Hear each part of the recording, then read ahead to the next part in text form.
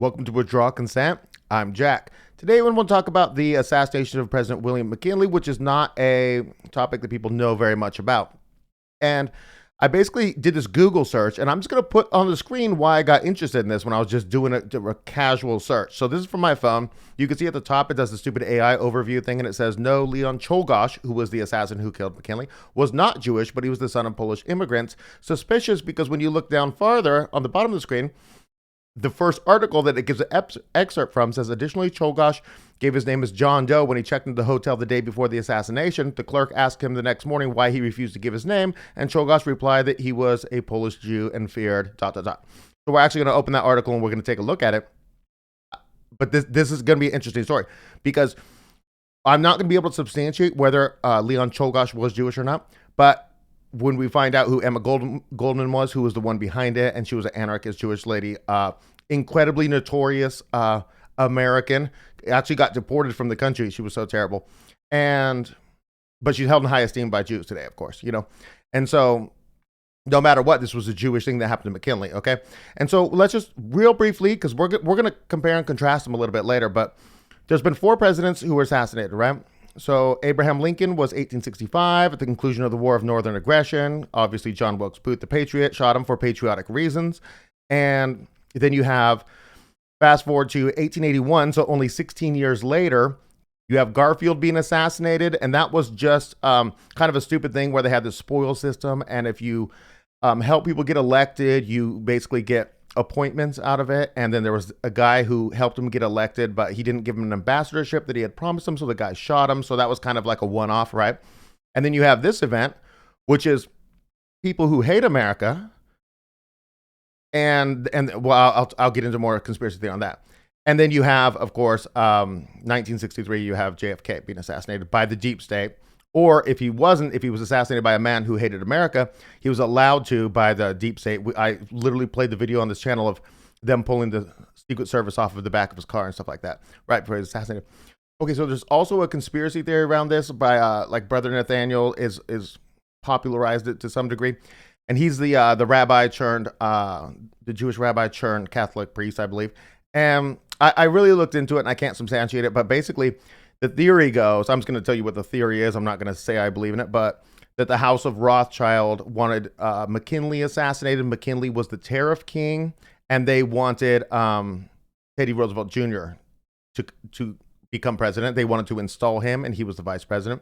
So that's why it happened. I can't prove that or anything. I'm just going to put that in there that this is out there, right?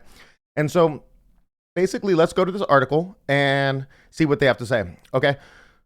So the exact quote that I'm going to put on the screen is from a book called The Man Who Shot McKinley by John A. Wesley Johns, right?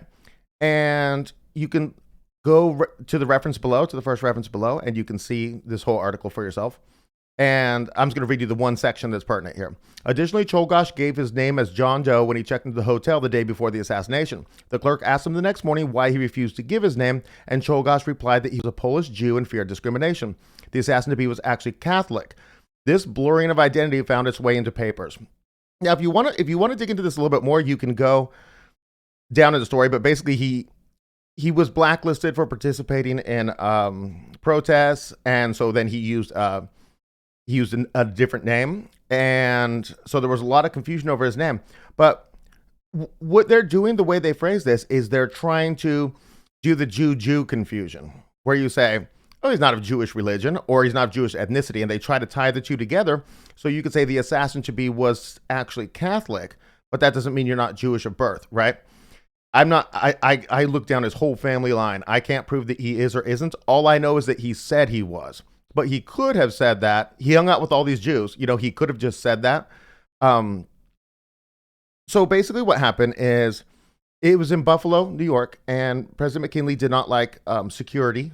And so he had a greeting line, and he would do this thing where he grabs your hand as you're coming in, and he grabs your arm and he just shakes it, moves you, shakes it, moves you, and he just keeps the line moving.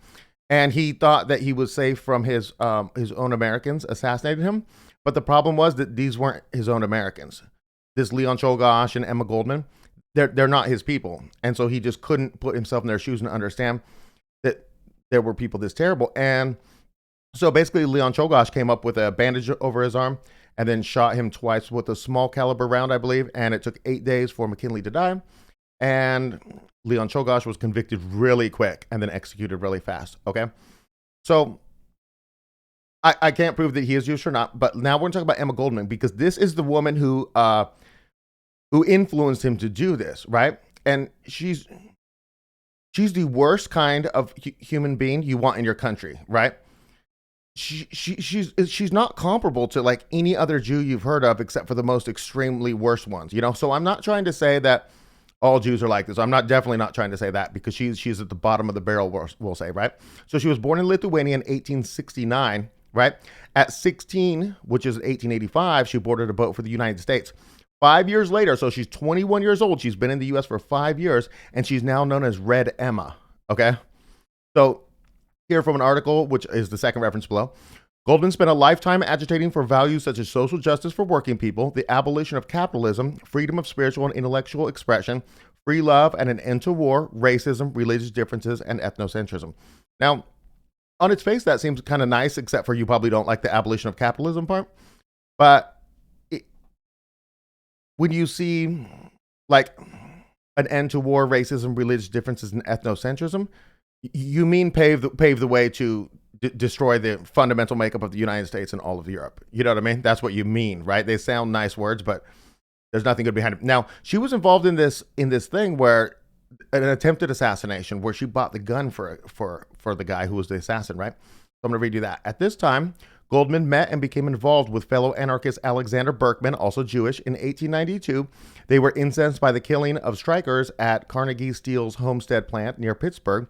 Goldman funded Berkman's purchase of the gun with which he wounded Henry Clay Frick, manager of Carnegie Steel, in a failed assassination attempt. Berkman was sentenced to life in prison, and the United States government launched a crackdown on other anarchists, right? So she's in the anarchist category, not the communist category. And when you think about this, when you're looking at these years, so she came here in 1885. She was Red Emma in 1890. In 1919, she's going to get deported. We're going to get to that in a second, right? That's exactly at the end of the First World War. But keep in mind who she's hanging out with. She literally left her husband that she was married to for a short while and moved to the Lower East Side of New York. But who else was in the Lower East Side of New York at that time? Trotsky and Lenin were over there. Like literally Trotsky and Lenin before the revolution. So these are the people she's palling around with. Now, she took a more anarchist view, not the standard communist view that was going around at the time in that area.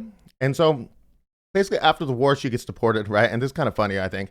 In 1919, the U.S. government deported her to Russia, expecting to find freedom in the workers' paradise. Goldman instead found communist repression and lingering anti-Semitism.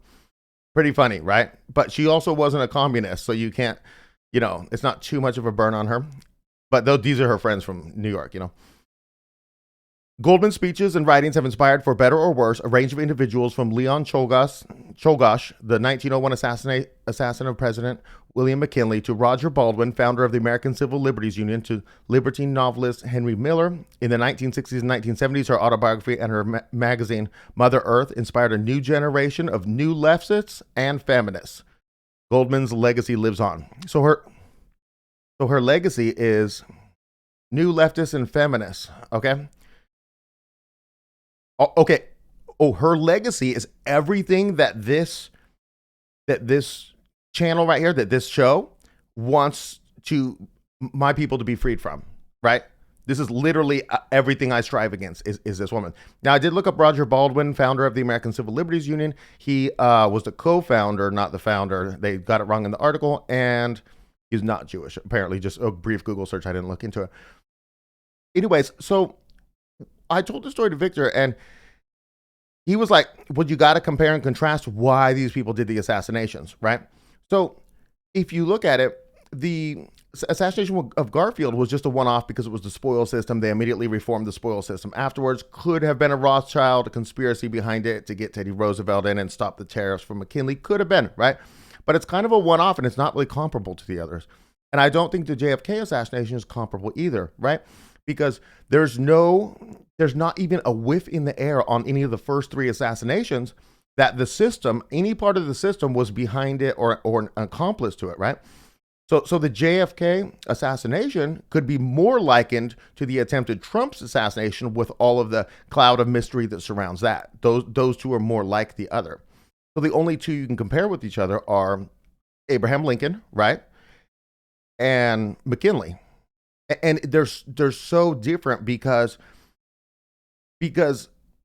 Abraham Lincoln was killed by a patriot, you know? He did the whole War of Northern Aggression, right? Terrorized the South. The South had just, if you just look at it, it was in Virginia's when they first signed on to join the Union, and they said at any time they can succeed. But no, you can't. You can't. They will come down here and kill you and your family. Sherman will march to the sea and destroy everything in his path, right? It's pretty easy to see if you look at the Civil War who the good guys and the bad guys were. I'm not saying it was good to have slaves. It definitely wasn't, you know, but it would have taken time for them to change how their economy works, right? Yeah, in the South. But eventually it would have been rid of, you know?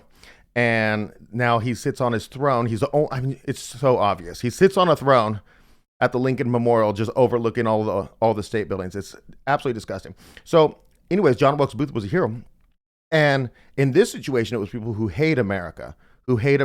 And I do understand that in this Industrial Revolution period, that wages were not great and they were breaking strikes and stuff like that.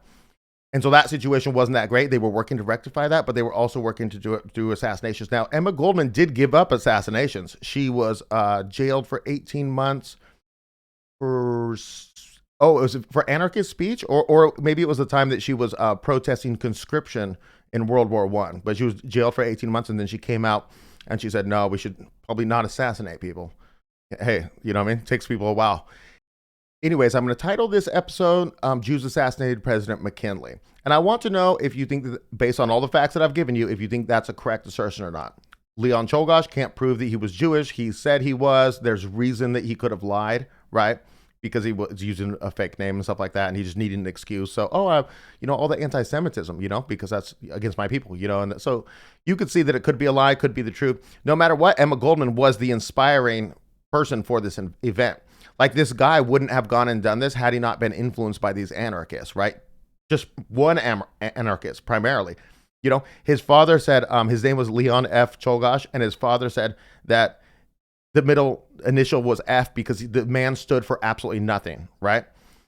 And so he had just been sucked into these influences and influenced by this Jewish people. And if you really look into anarchy, and I may do it one day, but the quotes around anarchy say that anarchy is 100% Jewish. It's a 100% Jewish movement through and through. And I can only think of one prominent anarchist that I know of, honestly, and he's Jewish, and you know who he is if you watch any type of political content on any platform. Anyways, that's what I got for you. So on Wednesday, I want to talk about what they say 109 times Jews were expulsed from locations, countries, whatever. I want to talk about how true that is and how not true that is as well. And it's not very perfect, honestly. And then on Thursday, I got an episode I'm going to pitch to you about how the more extreme, the poorer condition that your country is in, the more extreme and brutal the actions have to be to get you back to a place where it's a healthy environment for your people. Anyways, that's what I got for you. Hope to see you Wednesday.